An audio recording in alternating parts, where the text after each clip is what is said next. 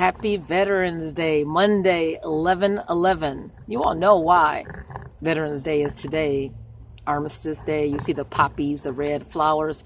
This is because this is the day where the agreement was signed to end World War I. So we salute all of our veterans, those who have served in the armed forces. I had the pleasure of visiting, he's in his middle 90s, 95 years old, in a hospital yesterday. And his daughter is a good friend of mine. And the Lord has preserved his health, even into old age. And we know that that is our prayer. The Lord will do that to his children. But to see, the Bible says, 70, that's 70.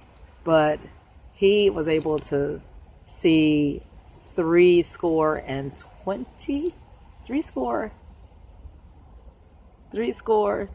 60, 10. Oh my goodness. Okay. Just know that he's in his mid-90s. God is worthy to be praised. We are in, I parked it in Psalm 71 because it talks about our youth and old age. And this has something to do with 2Chron 33. The new king after Hezekiah passed, his son, his name is Manasseh. And what do you think Manasseh did? He did what was crazy in the sight of the Lord. He went back and set up these idols and images and ridiculousness. But the good thing is later on, he humbled himself before the Lord. It says in verse 19, he did so. He tore down the graven images and he repaired the altar of the Lord. Right. He made amends. But thank the Lord that he was able to do that in his lifetime, because some of us just go a whole lifetime just wasting time and not doing the work of the Lord. It says in verse 12, he was in affliction. Let's not have that testimony that the Lord has to put us in suffering. And then it says he besought the Lord his God and humbled himself greatly before the God of his fathers and prayed unto him, and he was entreated, and the Lord heard him. No, we don't have to wait until then when we are laid up in the hospital and we can't move. And then, we have the 11th hour. Oh, Lord, forgive me. No, the Lord wants us to enjoy his abundant life while we are mobile, while we are breathing. Maybe we don't have mobility anymore, but we still have our right mind, and we can pray for those. Maybe we can't get out. We can look out the window. If we lost our sight, we still can breathe a prayer. We can think thoughts in our heart. There is something we can do as long as we're still alive. Amen. And November 11th, I went to Psalm 71, verse 5. For thou art my hope, O Lord, thou art my trust from my youth. By thee have I been holden up from the womb. Thou art he who took me out of my mom's bowels. My praise shall be continually of thee. I am as a wonder unto many. People might not understand,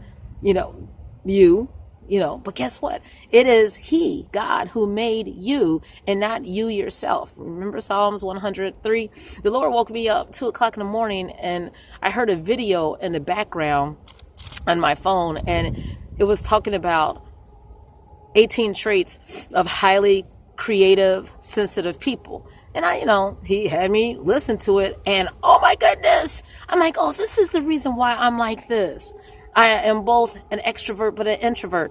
I am sensitive where I am offended if I'm like having lunch with some friends, and if they're talking about someone who is not present to defend themselves, or like backbiting or slander, like, oh, it is he who made me. He put this personality in me, and he made me highly sensitive to that. He made me sensitive to visual stuff. I can't watch violence. And that has something to do with Psalms 101:3, where David said, I will set nothing wicked before my eyes. I believe David, yeah, he was a musician and he wrote. I'm sure he had the same type of personality. A lot of times people like that are misdiagnosed and they call them ADD because they have so many sources of stimuli, sound, visual. I have synesthesia where if I hear a certain type of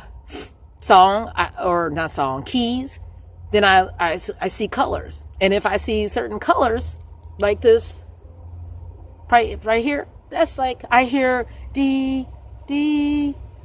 Anyway, the Lord made us. So what is the point? My prayer is verse 17 and 18 of Psalms 71. O God, thou hast taught me from my youth, and hitherto have I declared thy wondrous works. Now that I'm getting old and gray-headed, O God, forsake me not until I have showed thy strength unto this generation and thy power to everyone that is to come. That is my vision. That is my life mission for the rest of my days. God has given each one of us a work to do. As long as we have breath, let's go do it. On this Veterans Day, make sure that you honor someone who's still living, who fought for the country, and enjoy the blessings of the Lord. Have a good one.